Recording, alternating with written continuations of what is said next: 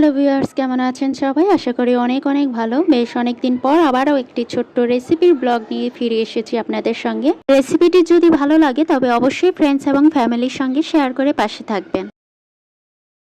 ভিডিওটি যেন খুব বেশি একটা বড় না হয়, তাই জন্য আমি একদম রেসিপিতে সরাসরি চলে এসেছি। কাঁঠালের বিচিগুলো ধুয়ে কেটে পরিষ্কার করে তারপরে একদম সিদ্ধ করতে বসিয়ে দেব।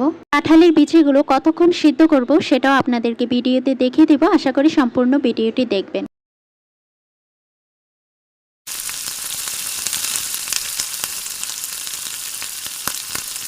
আলু ব্যবহার করছি এই রেসিপিতে, তো আলুটা প্রথমে একটু ফ্রাই করে নিয়েছি, তারপর কহিগুলো দিয়ে দিয়েছি।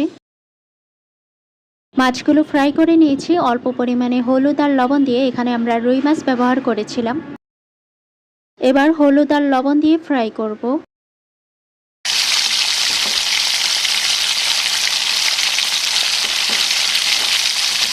এবার পেঁয়াজ কুচি দিয়ে দিব। এইবার টমেটো কুচিও ব্যবহার করছি। টমেটোগুলো হালকা তেলে ফ্রাই করে তারপর সম্পূর্ণটা মিক্স করে নেব।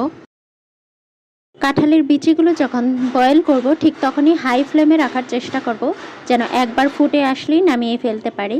এই পর্যায়ে কাঁঠালের বিচিগুলো নামিয়ে নিয়েছি, কারণ খুব বেশি একটা সিদ্ধ করলে তো নরম হয়ে ভেঙে যাবে আর কাঁঠালের বিচি খুঁজেও পাওয়া যাবে না।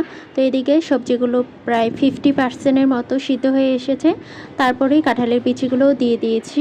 আসলে এই কাজগুলো একটু মিডিয়াম ফ্লেমেই করতে হবে, খুব বাড়িয়ে দিলে তো হয়তো পুড়ে যাবে, না হলে বেশি রান্না হয়ে যাবে। জিরা বাটা ব্যবহার করব, তো এই পর্যায়ে আপনারা চাইলে জিরা বাটা দিতে পারেন কিংবা গ্রেভি দেওয়ার পরেও দিতে পারেন।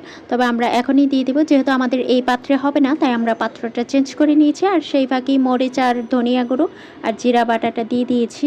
চাইলে আপনারা গুঁড়াও দিতে পারেন, আমরা বাটাটাই বেশি প্রেফার করি আর কি। তো এদিকে আমরা আমাদের প্রয়োজন মতো গ্রেভি দিয়ে দিয়েছি, আপনারা চাইলে কম বেশিও দিতে পারেন। গ্রেভি যখন ফুটে এসেছে তখনই মাছগুলো দিয়ে দিয়েছি।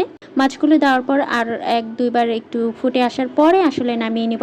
তো আজকের রেসিপি এই তো হয়ে গেল, এখনই নামিয়ে নেব। চাইলে আপনারা লাস্টে কাঁচামরিচও দিতে পারেন, আপনাদের ইচ্ছে মতো, ঝাল কম বেশি হতেই পারে।